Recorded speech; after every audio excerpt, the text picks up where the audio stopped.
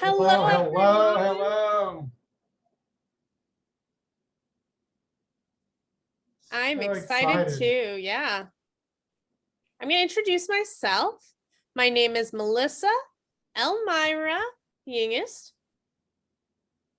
The year I, 2000? I am Wow. an alumni, and we have Rusty Wales with us, who is what class? Yes, I graduated from 1967 class. A wonderful year. Yeah, Vintage years for wine. I like that. Class of 67, vintage. What a great way to frame that. We have now students going 2020. I'm starting to feel old, but I like that word you selected, Yeah. vintage. I'm going to keep that in mind. Just look at me. I look good. Vintage. And that's one thing about wine, it becomes even better with age. Those fine wines Exactly. do. It improves with age. I've been trying to tell everybody that.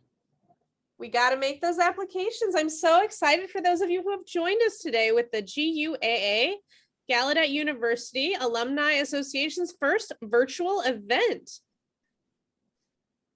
There are many graduates over the years, and we have thought about where are the opportunities for us to come together.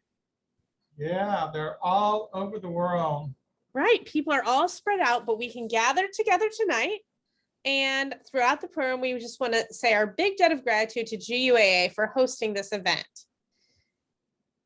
If you want to see the captions, just click the CC button and you will have CART transcription at the bottom of your screen.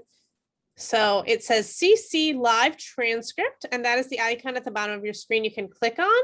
And if you want to, you can turn that on so that it will say show subtitles and you'll see those captions.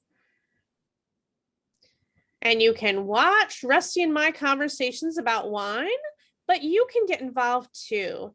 If you have any questions that you want to ask, please do feel free to use the Q&A icon at the bottom where I'll be keeping an eye on. And I can sign your question and Rusty can answer your question. Sounds excellent. The most important thing is to have fun. Yes, let's make a memory. I hope that everyone has some wine with us to drink tonight.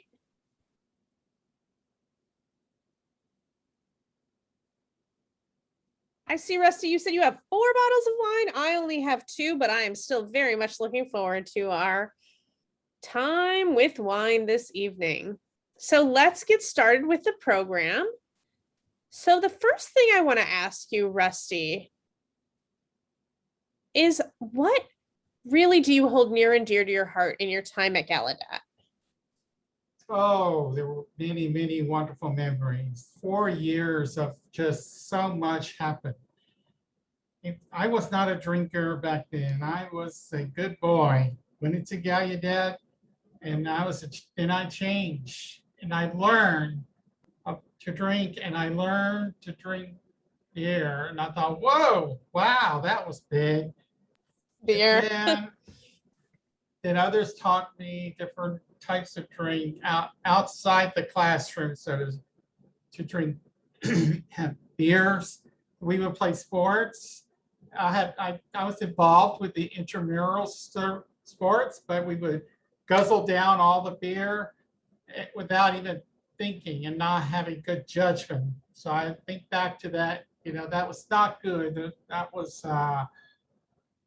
it was a so-called hidden education. But of course, we learned a lot of good things, but we also learned some rough things from all those experiences. Of course, you had that sort of extracurricular experience. As I look back on Gallaudet, I think about identity formation. I established my deaf identity, access to communication. After having gone through mainstream classrooms growing up, I really appreciate and value that part of me, and I'll always be grateful to Gallaudet for that. And Gallaudet's really where I started my media streaming as well, way back when. Wow. And yeah, I have a lot of gratitude to express to Gallaudet. But as we talk about drinking, I would say I had that typical college experience of coming into Gallaudet, of course, starting to drink some, but I do admit that I didn't really appreciate drinking. You know, like tonight, we're going to be having some conversations about wine. And wine at Gallaudet was more just something to drink for the sake of drinking. And I look back and I think, you know, did I really think through what kind of wine I was drinking or what it was? That wasn't really the way I framed it at that point in my life. But I'm excited for you to share more with us tonight about wine. That's right. As you get older, you learn to compare the various wines and be able to distinguish the differences.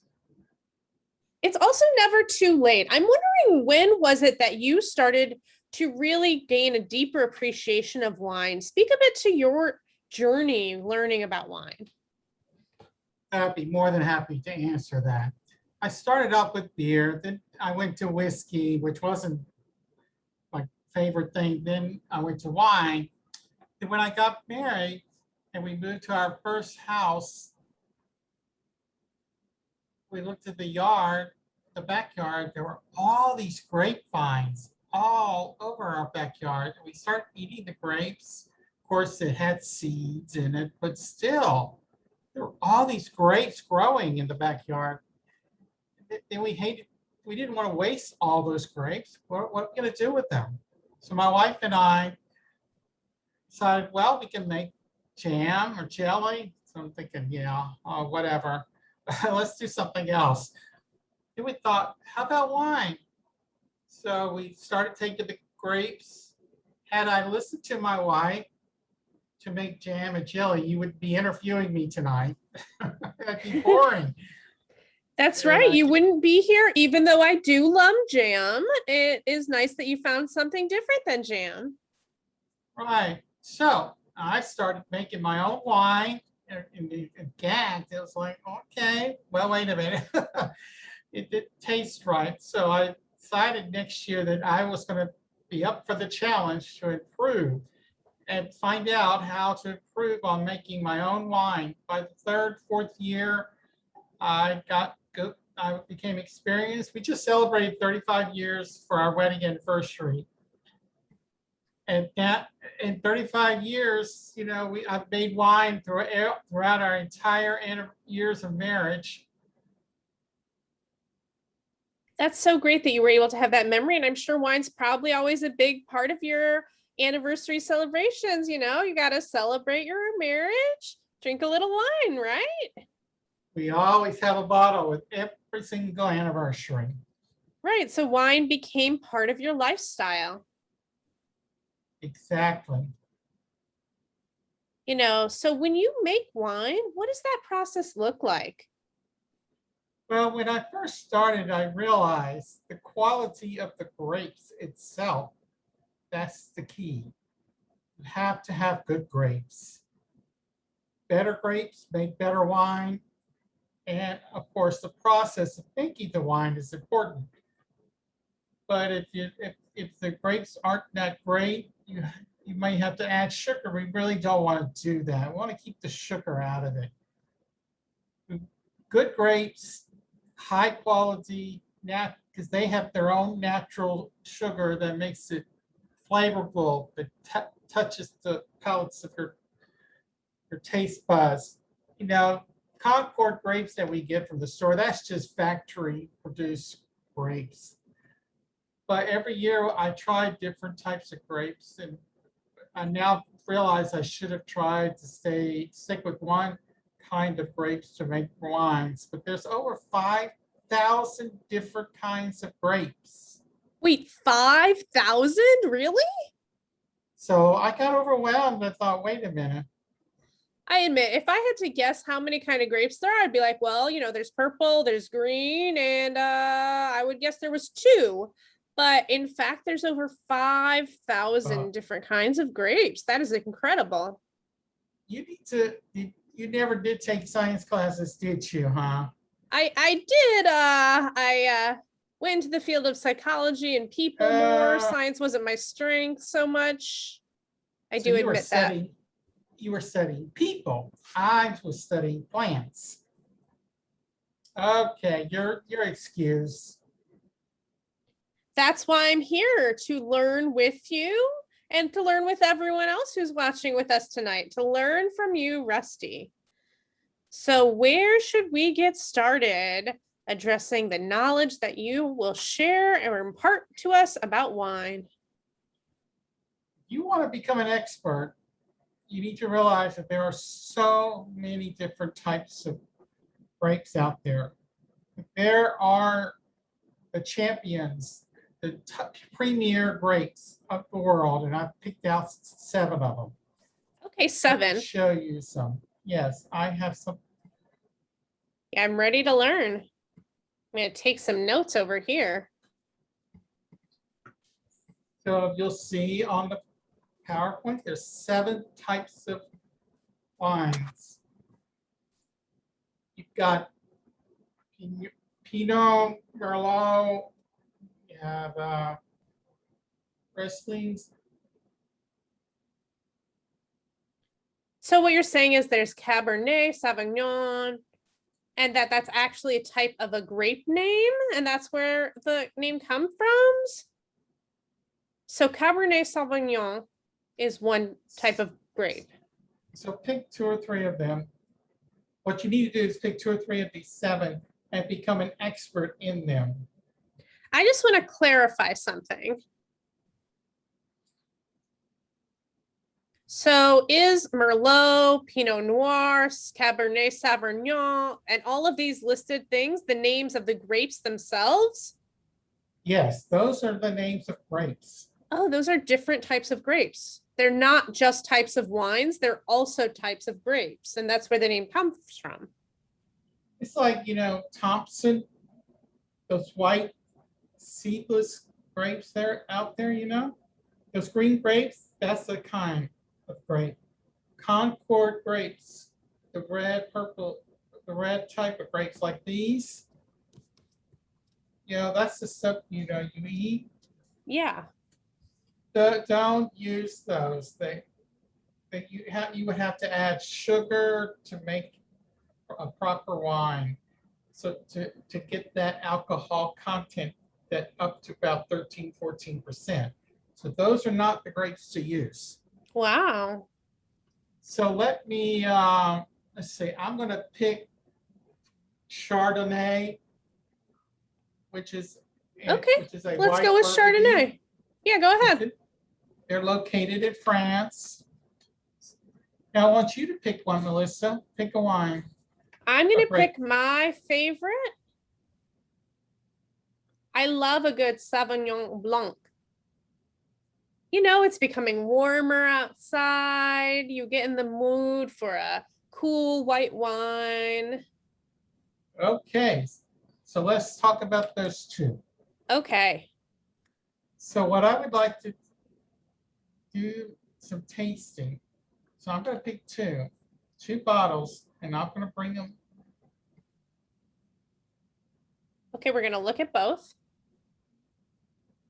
There's one from Europe, which is the French Chardonnay. That's high-end, the premier type of wine. And then secondly, the second bottle will be an American wine from Washington State. So we're going to give it a taste. All right, you ready? Yeah, let's go for it. I am ready to learn. I'm right here with you, ready to learn. Okay, this is where the fun starts. Let's open up. So first of all, you need a wine glass. A different glass. Oh, yeah, okay, that's acceptable. I do use those type of glasses as well. But I need to explain to you why. Let me explain why. Okay. Before I pour in the wine, let's hold off on that for a second. You need to know there's 5 S's that are critical to this. What are they? Okay, the 5 S's is not something I'm familiar with. I typically pour my glass of wine and, then give it a drink. I often like to joke that I drink water and wine in quite the same way. I just down them both pretty fastly, and I'm learning to appreciate wine. Okay, so now you're gonna open your eyes to a revelation of what's important. So there's 5 S's that I need to teach you. 5 And those S's. 5. Okay. Mhm.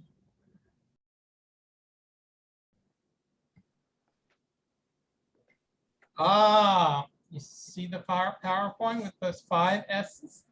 Okay. See, don't be so narrow focused. You need to see, and and you need to be able to swirl.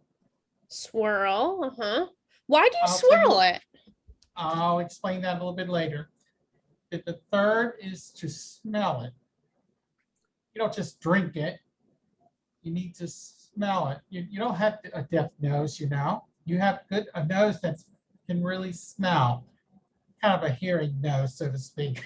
Yeah, I have a very hearing nose. And then you want to sip.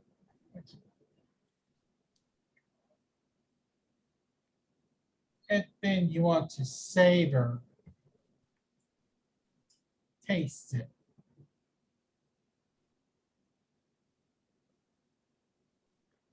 So that you would enjoy it.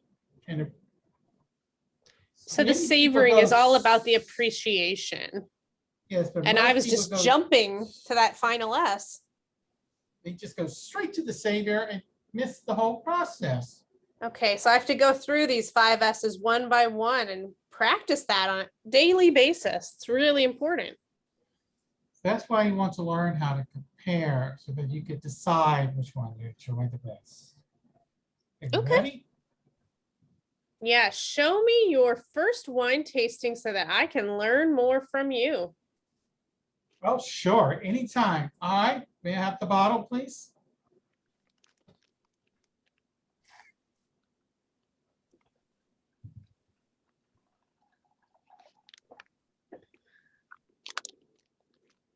Now, this is bottle number 1. Wait a minute. Why the paper bag cover? What's that about? Could you talk more about that? Good question. I just love you. You are thinking of these questions. It's fantastic. Way back, let me give you a story. Back in 1776, when up to that point, the world looked to France only. France had the best wine in the world. Any wines from any other country was just assumed inferior. It was always about France. But in 1976, England started buying French wine, and they said, wait a minute, this bottle says it's from California. And the France were highly offended and said, no, that's not true. So they started challenging it and have some type of competition. And so in 1976, during the bicentennial celebration in the United States, France recognized that they honored the United States, but at the same time, you have to understand that the panelists were all French and experts in the wine tasting. They brought 10 bottles of wine from the United States, 10 bottles from France, and it became a blind wine tasting. So you did not know which wine it was, and they had to sip and test each one of them. So I have 2 bottles tonight. One is from United States, from Washington, and then another bottle from France. Okay. So let's check it out. So the first bottle is number 1. We'll see if you can tell the difference. I might be able to identify it, but what you might taste it and think, oh, this is good. Maybe that's not good. It forces you to really look at the taste, because everybody has individual responds to the taste. But overall, there is a consistency and everybody has the same. Wait, where's your wine?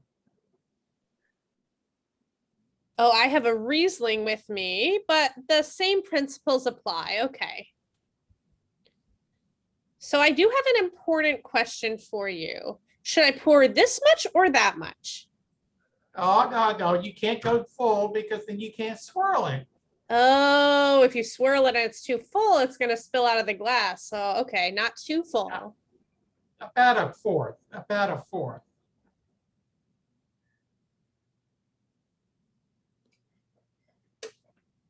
Exactly. All right.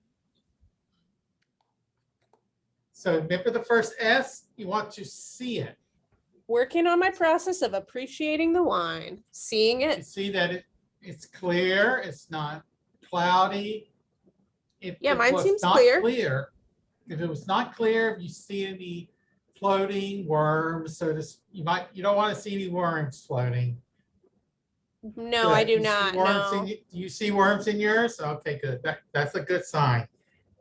You know, because you don't That want would be any, worrisome. you wouldn't want any like loose skin that might have not made it through the process. So it needs to be clear. Now, a word of warning. If there's any brown something, don't panic. That's just vinegar, which means the quality is going downhill. That means they were in a rush for processing the wine, and people, when they opened that wine bottle, they had that taste because it's sort of a brownish color, which Does it usually mean it's means like old? no. Remember, the older, the better. Okay, right. Everything improves with age, remember? Right. Old or aged fine wines. Why do wines become better when they get older? Do they have stronger flavors or? It gets older, it's kind of like mellow. You know, as we get older, we get more mellow. Back then, when we were young, we were all over the place. We were wild, doing all kinds of things. But as we get older, you're getting there. You're getting Maybe a there. little I mean, mellow. I think I still got a lot of that youthful energy on my side. well, you graduated in 2000. I graduated in 1967, so I'm vintage. But you'll get I there. got you. You're the vintage edition. All right. So if you have that vinegar, that means there's too much oxygen that got into the bottle.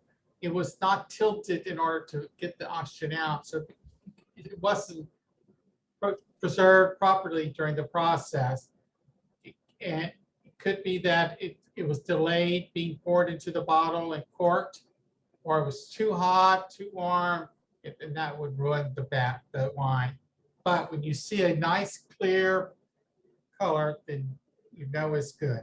Now, what's All the right. next? So I'm What's the doing the second? S for C. I'm looking at it. It looks clear. Oh, the second S is swirl, right? Exactly. So you want to swirl it. Now, Now I understand why it's important to not fill your glass too high. now look at the side of the glass. I see something. I was expecting when I swirl, I expect to see tears going down. There's not a whole lot of tears when I swirl it. I'm not seeing teardrops of the wine. I should be seeing teardrops of wine coming back to the bottom. It's weak. It's just kind of stuck on the side of the glass, which is kind of like full body. It's a little more watery, so it just kind of slips down. One thing I'm wondering about as you talk about that, some wines being full-bodied wines, do those apply to red wines? Because I think I have noticed that red wines, I see more of that. When you swirl it, you'll see the residue on the side of the glass, but less so with white wines. Is Exactly. it just less obvious because of the color? I didn't know if that was the reason why. You're exactly right. See, red wine is more of a full body because it's highly pressed. You know, you got skin that's involved and the twigs are involved. And so it's what we call full body. So as you drink it, it stays in your mouth and you walk away, that taste, that the wine is still in your mouth. It's kind of like a cheap beer. I mean, Interesting. allows it, a good beer is still in your mouth. A cheap beer would just go down your throat and not stay. That's what you want. You want to be able to have that taste. Cool. So it seems that this one is not much, if any. So it's basically watery, lighter bodied wine. Yeah, that's what I've seen. So because when I swirled it the second time, after you do the swirl, what do you do? Smell. Exactly. Smell. It does have a smell, and it's Yeah, mine does have a smell. It smells what does yours smell like? mine smells like a bouquet of flowers. It's not flowers. Well, yeah, flowers, but it's no, wait, there is a word for that.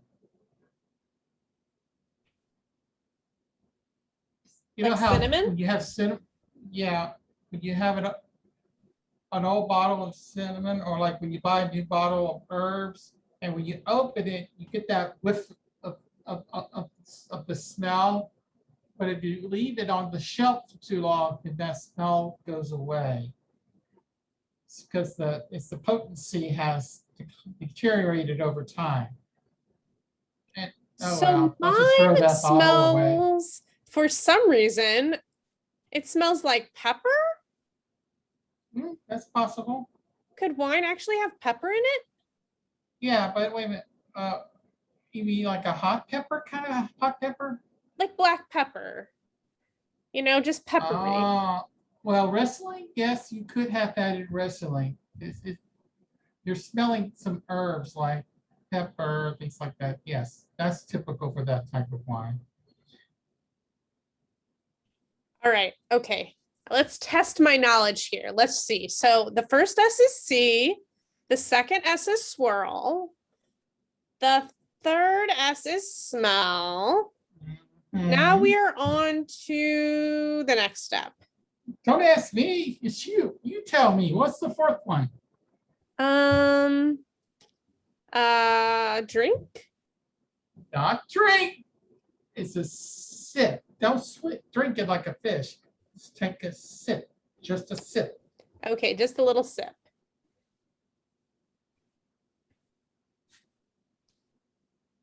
Don't swallow it.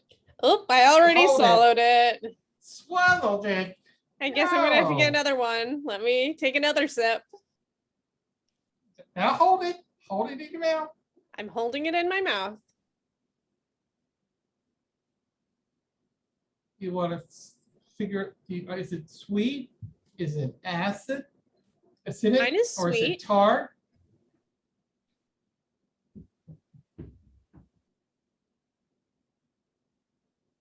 Tannic, which is kind of like, like the skin, like the tanning, you don't want to taste twiggish, Yeah. Red wine has more of a tannic, Tannic sound taste to it, because it has seeds, it has twigs, and all that puts it in there, so it's less tannic.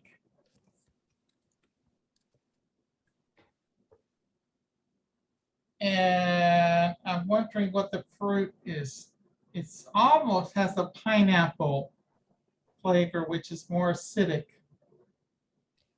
Yeah, a little bit of that flavor. Uh-huh. You're right, definitely. So Riesling typically is more sweet. Chardonnay typically has a dry taste, not a sweet taste. People who are diabetic,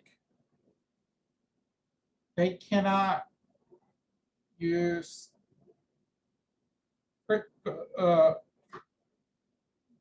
they need to use Chardonnay because it's less sweet, it's dry, and there's a less fermentation, right?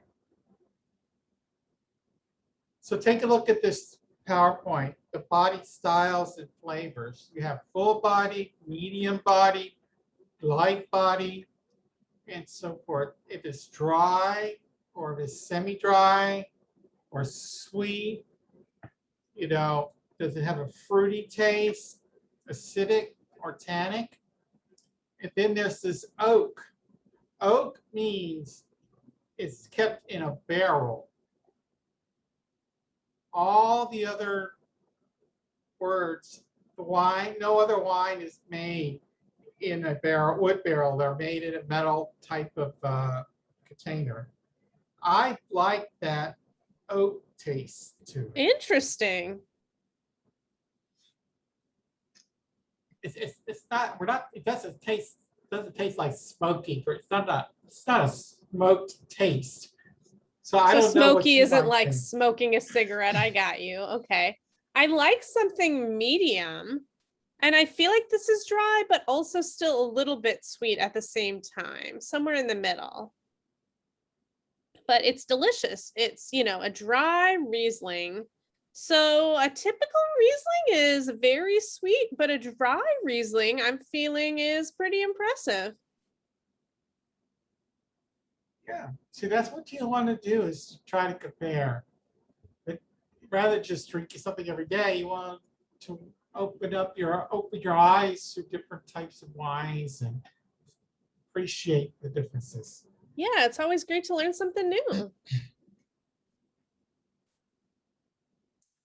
I enjoyed the second bottle more than the first bottle. I don't know which one it is, whether that's the United States bottle or the France bottle. I will be curious to see your guess. Yeah, the first bottle had more of a acidic, maybe more of a citric type of taste. That's not something I particularly enjoy. Which one do you like, Melissa, the first one or the second one? I think I liked the first one better. It seemed lighter, more refreshing, more flavorful. I could imagine if it was really hot that I would go for something like that to just sit by the pool and relax. Yeah. But for you, I will not be downing my drinks. I will be savoring them and tasting them as it is. That's a very good explanation, because we need to, it also depends on the time of the day you're drinking it. Like right now, what is it? It's almost 4 o'clock my time, and I would want something lighter. But for an evening, It's going to be 7 soon over here. So that would be more with maybe a red wine with your dinner, because it's heavier. Because that typically goes with a meal as you eat and drink, kind of like, having pasta or something from Italy. Ooh, pasta is one of my favorite things. To drink red wine by itself, that's kind of heavy. So Riesling is really good to do that. Cool. And I do see some great questions coming through that people are asking. Wait. Before we go to the questions, I would say I would vote for me. I like number 2. The second bottle, number 2. Let's see which one that was. Okay. Do you think that number 2 is from Europe or outside of the US? Well, I'm curious. I really have no idea. Okay, you don't know? I'm curious. So whether it's European or American, I'm not sure. Let's see what's in this bottle. Okay.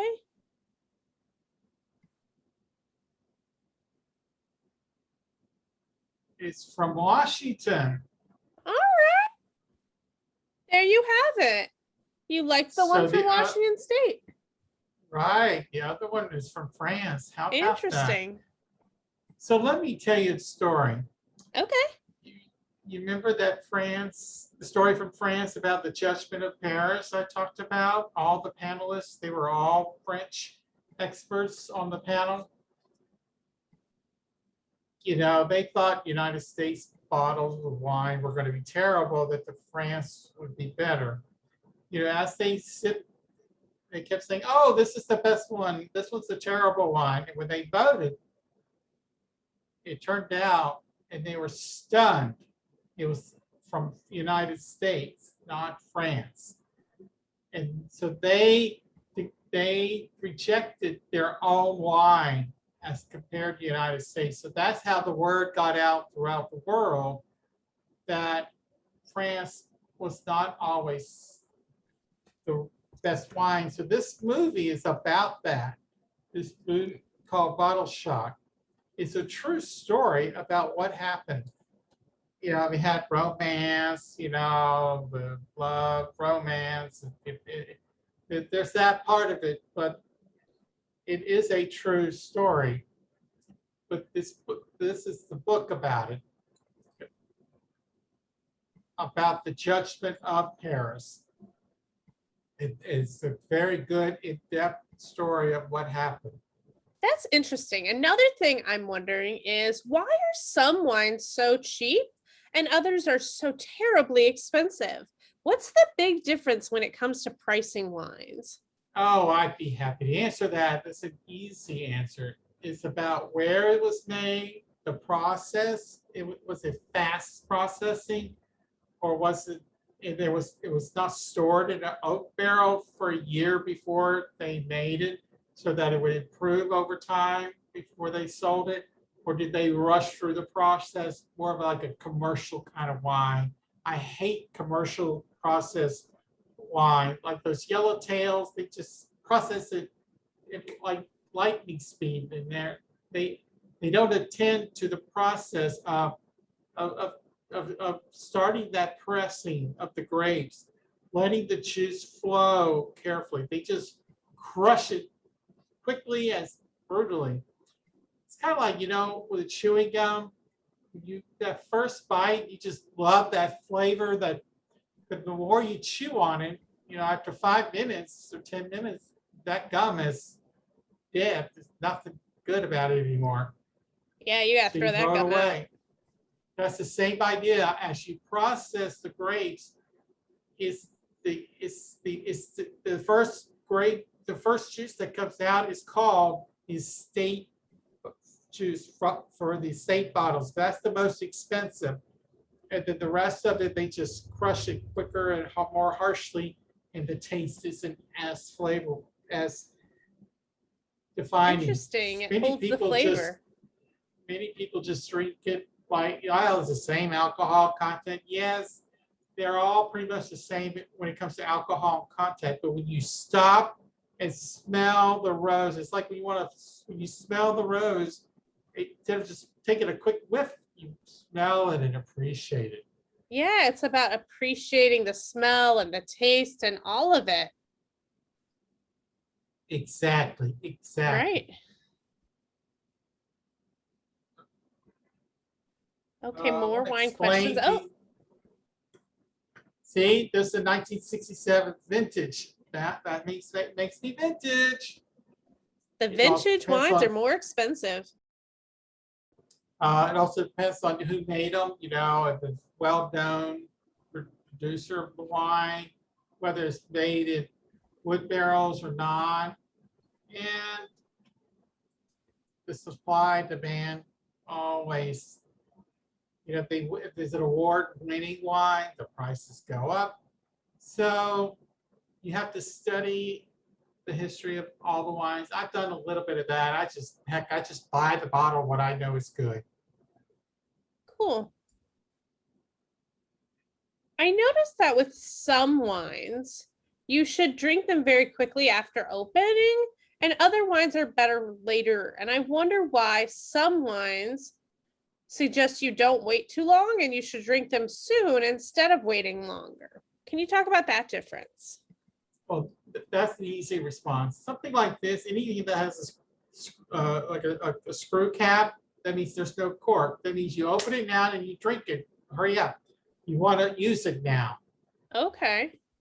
Because there's no cork, and therefore there's no need to wait. Okay, so that's What do sooner you- rather than it- later. Right, it's this, when they use the screw cap on there, it's ready to go. All right, that's a good connection to make. And don't buy wine on sale. That means they're trying to get rid of it. That means Really? it's past its peak. Really? Okay. And so, I mean, if you buy it and then you hold on to it, then You know, I love when you get a good sale. Like you go and it's like 6 bottles for $6.99 each. it's because they're trying to get rid of it. People Hmm. are gullible. Interesting. They're gullible and they end up buying all of them. Yeah. If you buy the wine on sale, go ahead and use it right away. But if you buy a higher end, you buy it and you store it in a cellar for several years. But these days, today, what I took today was what was on sale. Yeah, you gotta drink it, buy it today and then drink it tonight. But again, not just drink it, you gotta go through your 5 S's. Okay, there are some kinds of grapes out there that age well, and other grapes not so much. Is that actually true? Oh, yes, that's true. It's just basically, it depends on where you buy it, the type of grapes. Well, 2020, 21, or 2019, or 2018, 2017. Then they start releasing them. The red wine holds longer, usually it's about 4 or 5 years. White wine, you need to go ahead and drink it after a couple of years. Don't hold on to white wines too long. Okay, I'm looking at other questions. When you said Chardonnay was something that would be good for people with diabetes, the question is what other wines might be good for people with diabetes?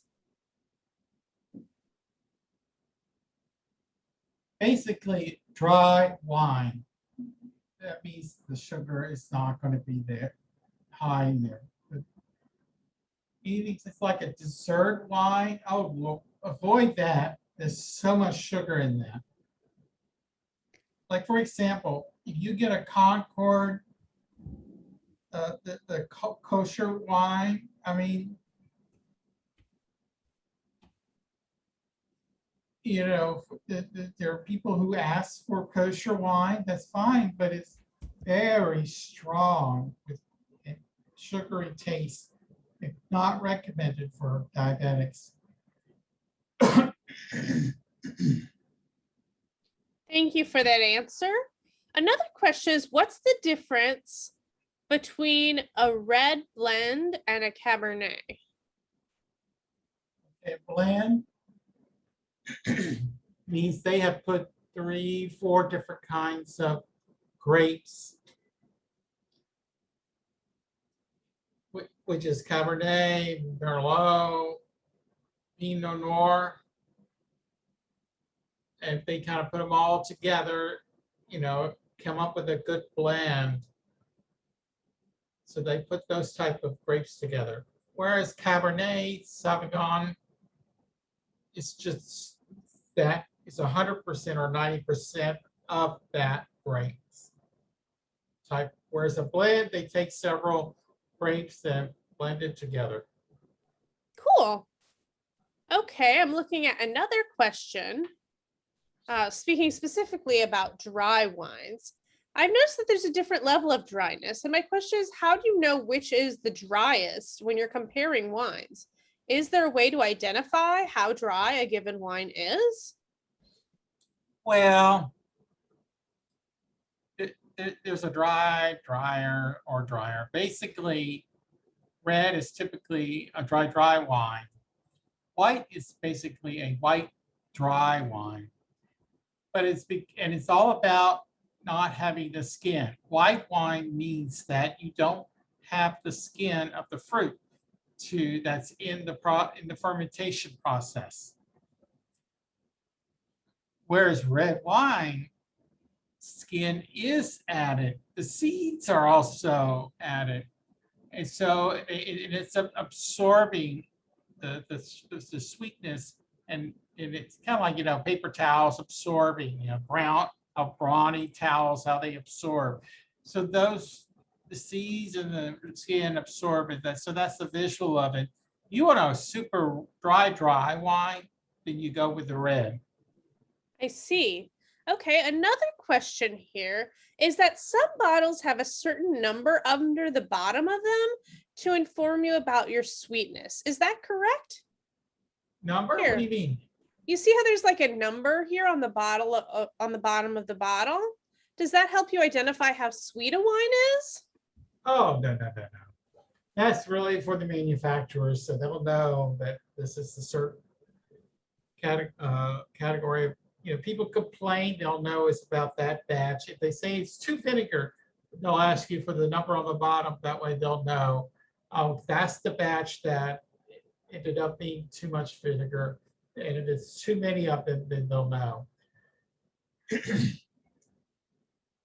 It's like anything, when you buy something and the electrical component falls apart, and you get some ID and identification. I just don't worry about those numbers.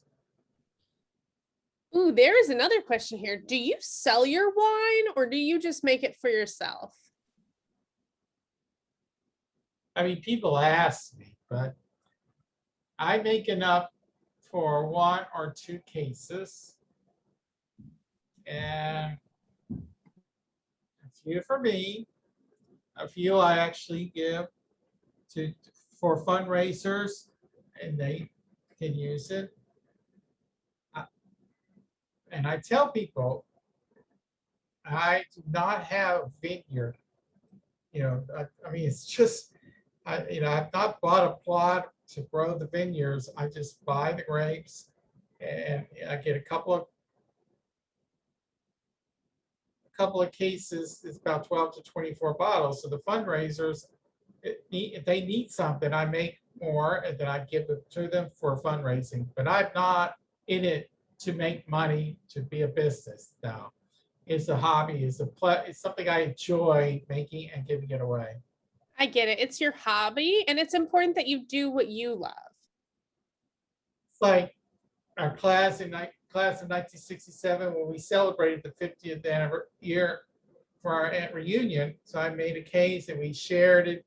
Everybody downed it. I think there was still one left to save on the walls in my storage. Another question is a good question that I've always wondered myself. Which of these is better? A flat bottle bottom or a bump bottomed wine bottle? Or does it not really matter? It's calling a punt. That bump on the bottom is called a punt. In the old tradition ways, the yeast, the way that wine was made, it was made with yeast. So all that fermentation happened. And when it's settled, that's what that punt was used for. But now the process is different, so it's flat. But some manufacturers keep that tradition of having a punt put in there, but it's not necessary anymore. Because does that mean it's a better wine? No, it's just a tradition. I've noticed that the more high-end wine they keep that punt, because it actually costs more to make that type of bottle before they can fill it up. But basically, there's not that much of a difference. That's interesting. There's no difference. All right, that's something good to keep in mind. Another person is asking, why do I get bad headaches when I drink red wine, but with white wine, I'm fine? Someone told me it's because of sulfites. Where do sulfites come from? Oh, I love that question. Oh, my word. Sulfide nitrates. It is a natural occurring product in the grapes, but something like this, like raisins. I see the raisins. Okay.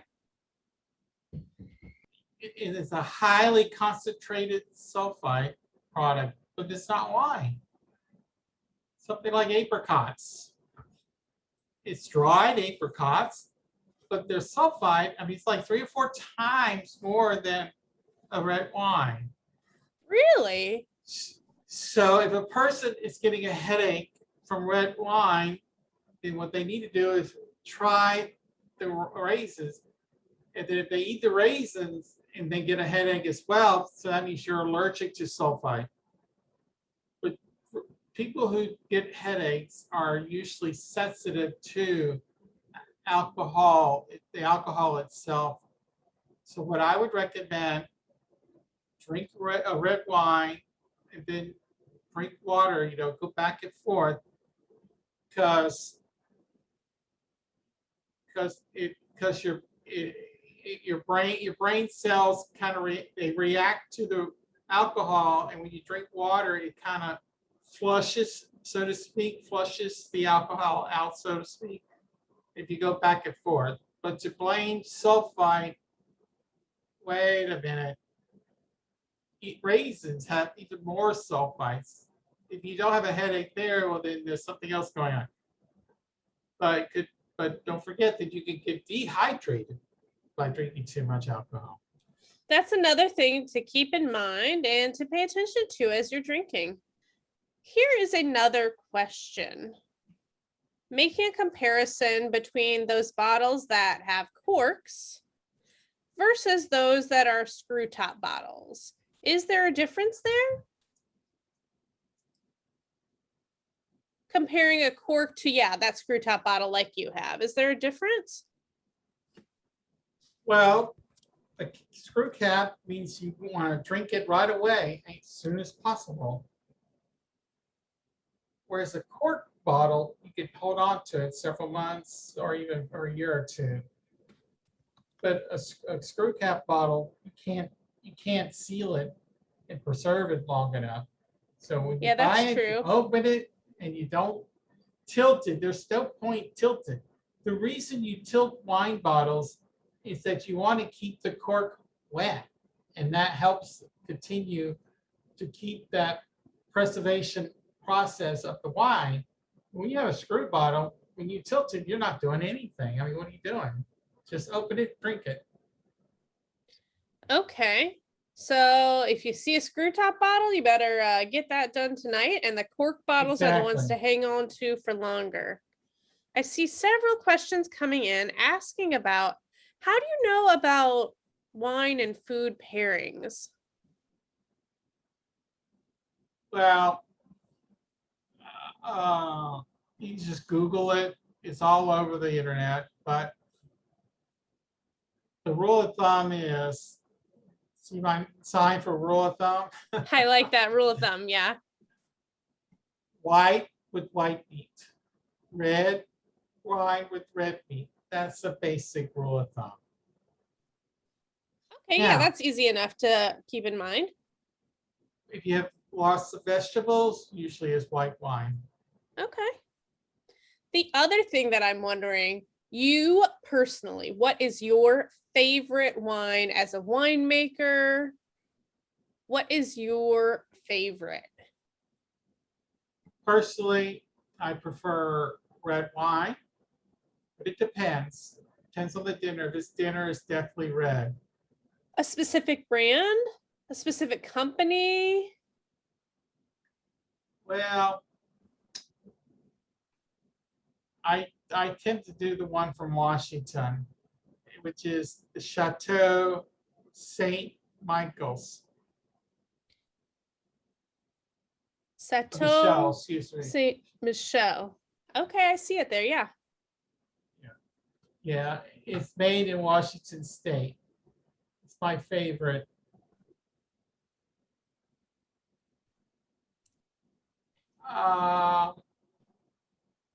It also depends like where I am, and I'll grab a bottle or two. Like when I have whitefish, I have preference for Chardonnay or Pinot Gris is a little bit sweeter than Sauvignon Blanc, like you just used.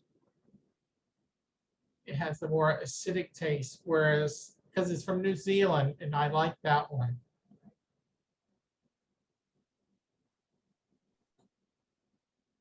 I like So, Sauvignon Blanc from New Zealand personally. I do. The other thing that I'm wondering is there any specific year of wine that is the best? oh, that's difficult. But there is a chart. You could look on the internet. There, because it's all about what kind of a wine it is, whether it's red or white, and then what region did it come from. Like for example, Napa Valley, they're great, but it's 2 years ago they just had a fire. So that means the quality's gone downhill because of all that smoke that's gonna, so the crops is not going to be good, or there's a drought, it's not, so it's the most stable, successful ones has been Washington. I'm bragging about Washington State, but our weather is nice. We have consistent rain. California is great, but which year? Some years are going to be terrible. Other years it's going to be fabulous. So, and it could be overpriced because I've seen certain things, models, and I'm like, wow, same drink, and yet it's cheaper and better. But it wasn't made in Napa Valley because it's all about how expensive it is to grow in Napa Valley. So wait a minute, why am I paying for that? So basically, the fancy brands don't always mean anything. Exactly. What about wine to sell out? WTSO. Is that a good one to buy? But that's the kind that you got to open it up and use it. Don't be storing it. You buy that kind, then use it. Why do white wines need to be chilled and red wines don't? That's an easy one. Come on. It's like iced tea. Are you going to drink warm iced tea? I don't think so. Do you like warm iced tea? Well, I mean, I like it cold. So it's the same thing with white wine. Red wine is typically room temperature, not cold. So it's just, it goes well with a hot meal, smoky steak, it's sizzling with a warm wine rather than having a cold wine, which would be a conflicting taste. That makes sense. Now, what about when you take the cork out and you see that it's stained? Does that mean that it's not good anymore? Well, it means that it's probably residue from skin, or maybe there wasn't enough filtering process.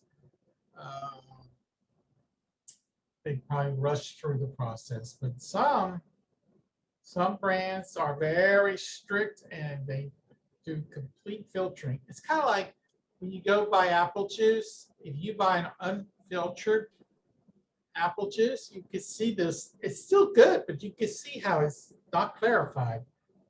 Whereas if you can smell the vinegar on the cork, you'll know what's happening there. But it's just some product on that is fine. Okay, do you know that sometimes I notice wine has points? Does that mean it's good? What's the reason for those points? Yeah, I've seen that from several people. They're the experts, they're like the pros, they drink it and they're able to give them point system, If it's a 90 out of 100, which is the wow factor. If it's 80, then 70, of course, whatever. And sometimes I follow that. Sometimes I just blow them off, but it does kind of help me at the store. If I see a 90-point bottle, and often they're right. If there's something exceptional about it.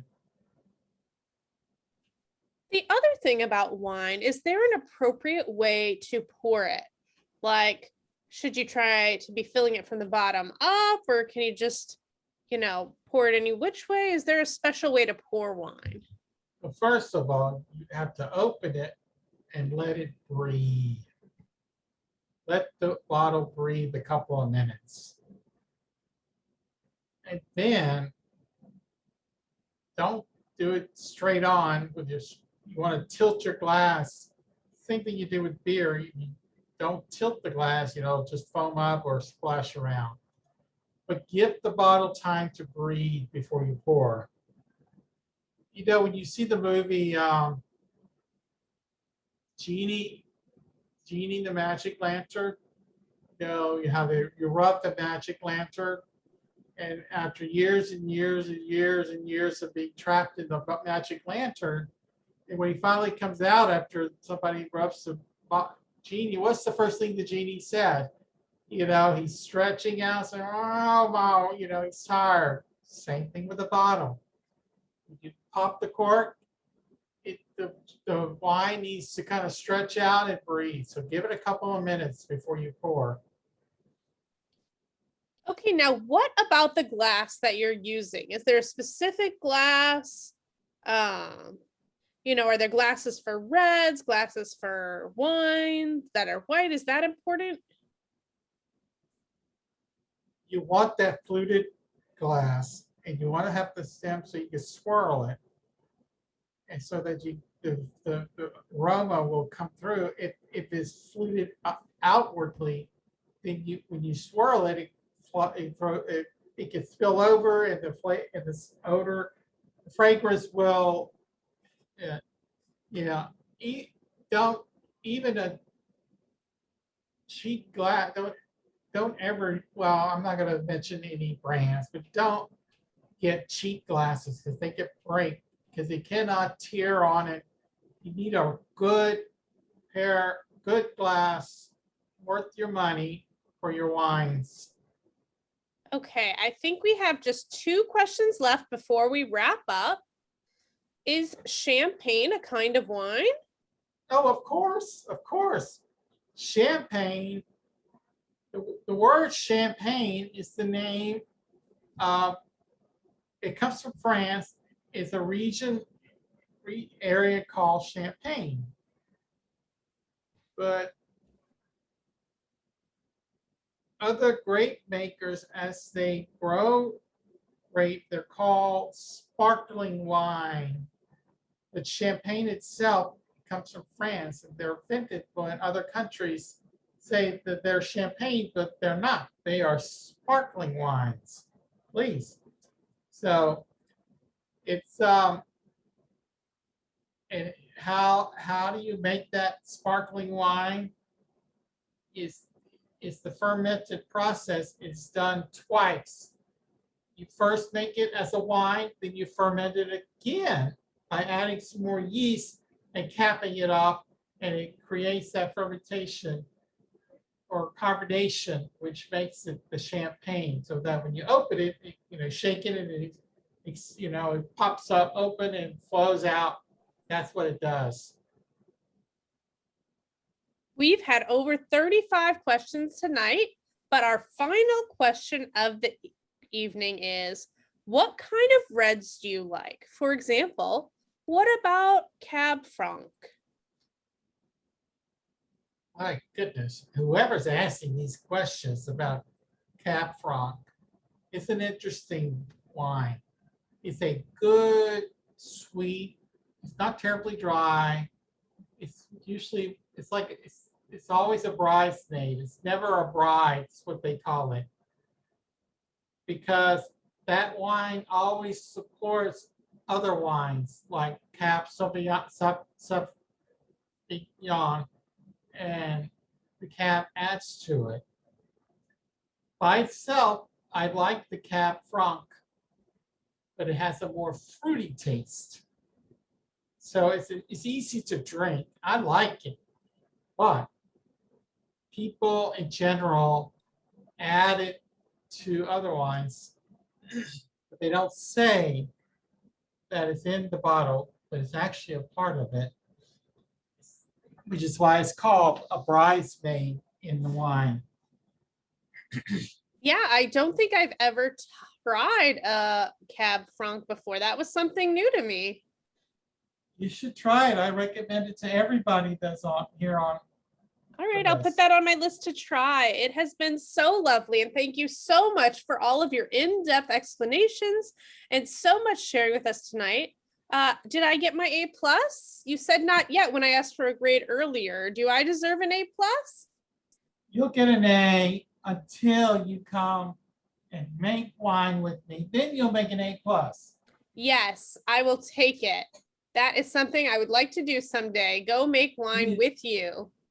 We need to come together. It's a great fundraiser.